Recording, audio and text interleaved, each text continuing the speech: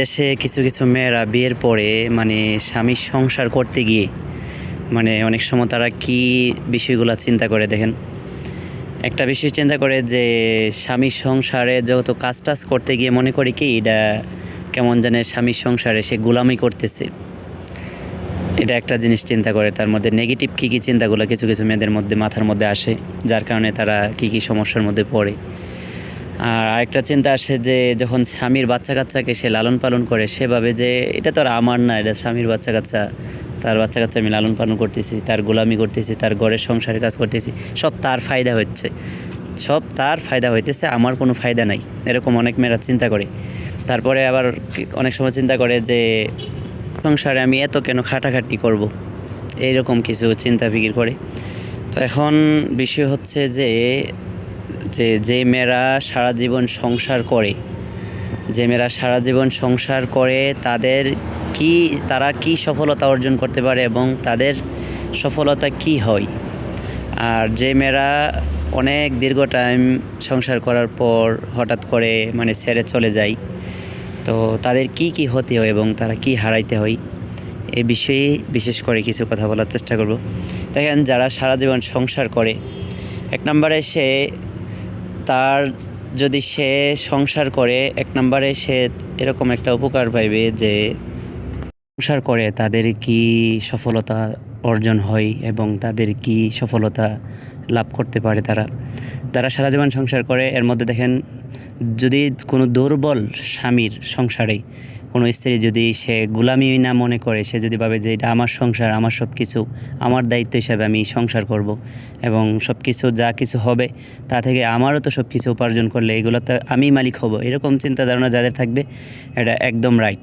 যেমন দুর্বলতা কোনো সংসার হোক অথবা সচ্ছলতার সংসার হোক, এই সংসারে যদি যে কোনো মেয়ে, যে কোনো স্ত্রী যদি স্বামীর সাথে সে সংসারটা সে গড়ে এবং সুন্দরভাবে পূর্ণাঙ্গভাবে একটা সফলতার সংসার হিসাবে সে সফলতা অর্জন করে এবং সে যদি একটা সংসারে যা যা কিছু করা দরকার, মানে সংসারটা সুন্দরভাবে পরিচালিত হইতে গিয়ে, সুখীময়ভাবে পরিচালিত হইতে গিয়ে যা যা কিছু দরকার, সে যদি তার শ্রম দিয়ে, মেধা দিয়ে, কষ্ট করে সে যদি সুন্দরভাবে সাজানো সংসারটা করে, এটা থেকে সেও এক নম্বরে সেও মালিক এবং সেও হকদার, সম্পদ থেকেও সে হকদার।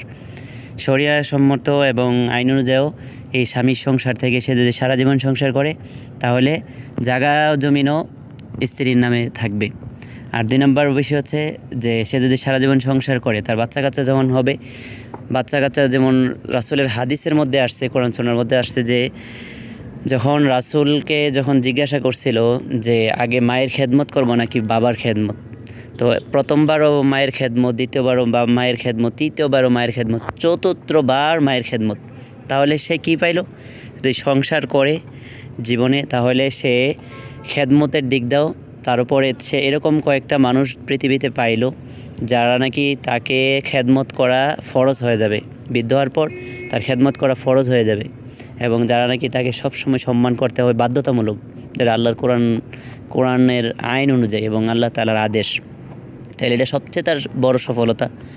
তারপরে হচ্ছে যে অবস্থায় এবং রোগ, তাপ, বালা মুসিবত, বা তার যদি কোনো সময় স্বামী স্বামী যদি দুনিয়া থেকে চলেও যায়, তার সমস্ত দায়িত্ব কারা নিবে?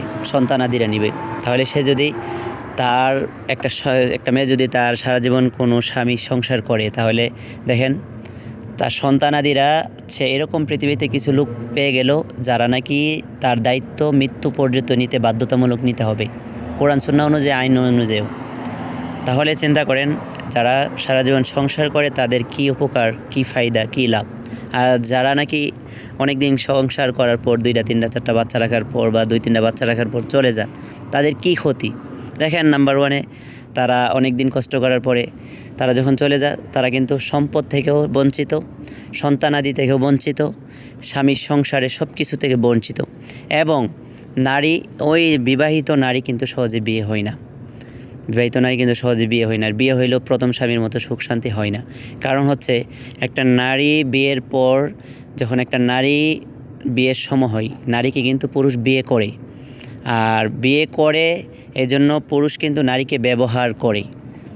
যেভাবে হালালভাবে একটা হালাল স্ত্রী, একটা হালাল স্বামী একটা স্ত্রীর কাছে, একটা মেয়ে একটা স্বামীর কাছে বিয়ে বসে, আর একটা ছেলে তাকে বিয়ে করে, এবং একটা মেয়ে তার স্বামীর অধীনে চলতে হয়, স্বামী তার অধীনে চলা, যার জন্য বেশিরভাগ ক্ষেত্রে কিন্তু দেখবেন যে ছেলেরা যখন বিয়ে বসে তখন ছেলেরা কিন্তু তার ভরণ পোষণের দায়িত্ব নেই, কারণ এগুলো হচ্ছে তার দায়িত্ব। তাকে সে তার অধীনে চলার জন্য, একটা নারী তার অধীনে চলতে হবে, তার কথা মানতে হবে, সে যা হুকুম করে তার ওই হুকুম মানতে হবে, যেগুলো হালাল হুকুম, এবং তার কথা মতো চলতে হবে। আর দ্বিতীয় হচ্ছে পুরুষরা যেহেতু তাকে বিয়ে করছে তখন সে তাকে ব্যবহার করবে, আর পুরুষকে সে ব্যবহার করতে পারবে না কোনো নারী। তো এর জন্য যে কোনো যেহেতু জিনিসটা, যে কোনো পণ্যকে যদি কেউ ব্যবহার করে এটা স্বাভাবিক নর্মাল হয়ে যায়। আর যে জিনিসটা যাকে ব্যবহার করতেছে ওই ব্যক্তি কিন্তু কখনো স্বাভাবিক পুরাণ হয় না বা নর্মাল হয় না, কারণ ব্যবহার যে জিনিসটা হয় ওইটা নর্মাল হয়, আর যে ব্যবহার করতেছে সে নর্মাল হয় না। যেমন দেখেন কোরআন সুন্নাহ অনুযায়ী আপনার একটা পুরুষ তার সামনে একটা মেয়ে থাকা অবস্থা সে আরও কয়েকটা জিনিস ব্যবহার করার মতো, সে আরও কয়েকটা বিয়ে করার অনুমতি আছে, কিন্তু একটা নারী একটা পুরুষ থাকা অবস্থায় বিয়ে করার অনুমতি নাই। জান্নাতের দিকেও তাকান, একটা নারীর জন্য সেই স্বামী জান্নাতে গেলে সেই স্বামীর সাথে সে জান্নাতে থাকতে পারবে, তার জন্য 2, 3, 4 1000, 1500 স্বামী থাকবে না। কিন্তু একটা পুরুষের জন্য অনেক 80 জন 90 জন স্ত্রী থাকবে। তো তেমনই এর জন্য বিশেষ করে যে নারীরা সারা জীবন সংসার করবে তাদের অনেক অনেক সফলতা আসবে দুনিয়া আখেরাতে, আর যারা সংসার ছেড়ে দেবে তাদের জীবনে সব কিছু তারা হারিয়ে ফেলবে। পরবর্তীতে তাদের জন্য কিছু গড়া অনেকটাই কঠিন হয়ে যাবে। ক্ষেত্রেও যদি আপনার মনে করেন একটা কাপড়, যে কাপড়টা ধরেন আমি ব্যবহার করব, নারী কিন্তু কোরআনের মধ্যে আসছে রিজাল কওয়ামুন আলান নিসা, পুরুষদের কাপড়ের কথার মতো আসছে। তো দেখেন কাপড়ের ক্ষেত্রে একটা কাপড় কিন্তু 2টা মানুষ একসাথে পরতে পারে না, ঠিক আছে? আর একটা মানুষ একসাথে 4টা কাপড় পরতে পারে, কিন্তু একটা কাপড়ের এতটুকু তৌফিক নাই যে সে একটা কাপড় হয়ে 2টা মানুষকে সেফটি দিবে, এতটুকু তৌফিক কিন্তু নাই যে কাপড়গুলো ব্যক্তিগত মানুষ পরে জামা হিসাবে। তেমন একটা নারী এতটুকু কোরআন সুন্নাহ অনুযায়ী সে তার একটা স্বামী থাকা অবস্থায় 2-3টা স্বামী নিয়ে থাকতে পারবে না, এটা নিষিদ্ধ। আর স্বামী চাইলে পারবে। তো এই জন্য মেয়েদের ক্ষেত্রে অনেকটাই সতর্কতা অবলম্বন করতে হবে যে সংসার যদি সারা জীবন করতে পারেন তাহলে আপনি দুনিয়া আখেরাতের অনেক অনেক সফলতা অর্জন করতে পারলেন, আর যদি না করতে পারেন আপনি দুনিয়া থেকে অনেক কিছু হারিয়ে ফেলতে হবে। পরে ভবিষ্যতে আপনার এগুলো অর্জন করতেও পারেন, না করতে পারেন। কারণ হচ্ছে কি, আপনারা দেখেন, আপনারা গবেষণা করে দেখেন যে আপনারা হচ্ছে ব্যবহার হয়ে গেছেন, আপনাদেরকে মানুষ ব্যবহার করছে, আর পুরুষরা ব্যবহার হয় না, পুরুষরা ব্যবহার করে। তাই যারা ব্যবহার হয় না তারা কিন্তু আবার নতুন করে সব কিছু করা তাদের জন্য সহজ, তারা ইনটেক থাকে। আর যারা ব্যবহার হয় তারা কিন্তু আগের মতো ওই আগের দিনগুলা বা আগের মতো তারা জীবনযাপন করতে পারে না, বা আগের মতো সংসার করতে পারে না। এটাই কিন্তু চিরসত্য বিষয়।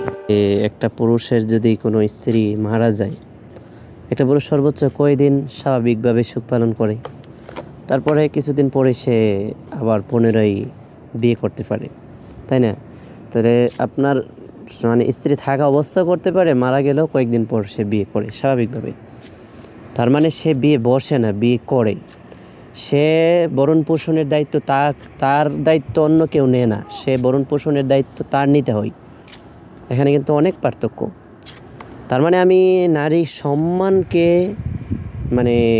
ছোটো চোখে দেখতেছি তা না, এখান থেকে একটা বোঝার মূল উদ্দেশ্যটা হচ্ছে এটা যে নারীদের উদ্দেশ্য, ওই কথাটা বলার একটি উদ্দেশ্য, নারীদের বিবাহ জীবনে একটা যদি ভালো হয় বা একটা করে, তার মূল লক্ষ্য, মূল উদ্দেশ্য থাকতে হবে যে এই স্বামীর সংসারে আমি যত স্বামীর কাছে বিয়ে বসছি এবং সমস্ত ভরণ পোষণ তার দায়িত্ব, তার কাছে যেন আমার মৃত্যু হয়, যেন তারপরে শুধু এখানে না, যদি নেককার স্ত্রী হয়, নেককার স্বামী হয়, জান্নাত পর্যন্ত, শুধু দুনিয়াতে না, জান্নাত পর্যন্ত আপনি যাইতে পারবেন। আপনার তার এটা বলি না যে আপনার সম্মান শেষ না।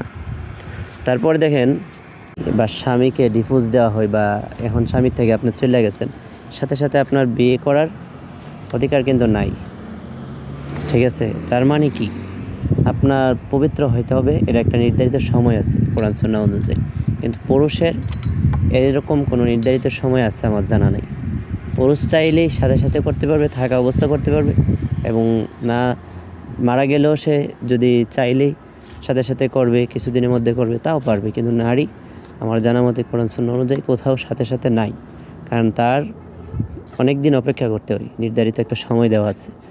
তো তার মানে বুঝতে হবে যে যেহেতু নারীরা বিয়ে বসেন, এজন্য নারীদের দরকার যেন যেখানেই বিয়ে বসেন যেন মৃত্যুর আগ পর্যন্তই থাকার চেষ্টা করবেন। ছেলে সন্তানের খেদমত করা এটা কোনো গোলামি না, এটা ভাগ্য, এটা নিয়ামত, এটা রহমত। তারপরে স্বামীর ঘর করা, এটা শুধু স্বামীর ঘর না, এটা আপনার চিন্তা করতে হবে যে এটা আমার ঘর। আমি যেহেতু সব কিছু ভরণ পোষণের দায়িত্ব তার আন্ডারে হয়ে গেলাম, তাহলে এটা আমার নিজের ঘর, এরকম চিন্তা করতে হবে।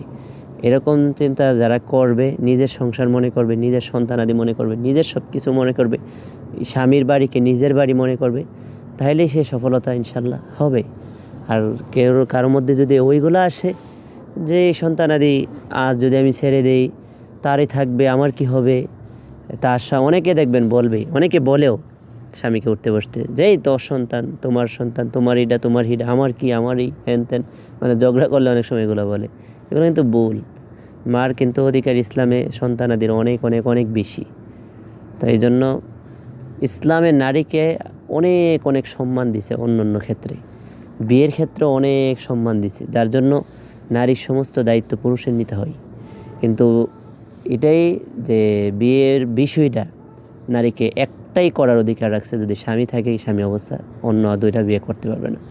এটা ছাড়া বাদ বাকি সদা সর্বদা সর্বহালাতে সর্বাধিক আপনাদের অধিকার সবচেয়ে বেশি, সম্মান বেশি, তারপরে সব দিক দিয়ে আপনাদের অধিকার বেশি। আপনি দেখেন ছেলে সন্তান আপনাদের খেদমত কেমনভাবে করতে হবে, আপনাদের সাথে আচরণ কেমন করতে হবে, আপনাদের বাবা মার সাথে কেমনভাবে খেদমত করতে হবে, কেমন দায়িত্ব নিতে হবে, কিভাবে কি করতে হবে, সব কিছু কোরআনে আপনাদের সম্মান কোরআন সুন্নাতে বলে দেওয়া হয়েছে। তো এই জন্য নারী চেষ্টা করবেন যেন এক বিয়েতেও মৃত্যু পর্যন্ত থাকতে। তো যাই হোক, এই কথাগুলো বলতে গিয়ে যদি কোনো ভুল ভ্রান্তি হয়ে থাকে আল্লাহ তাআলা ক্ষমা করে দেখ, ভালোগুলো আমল করে তৌফিক দান করুক।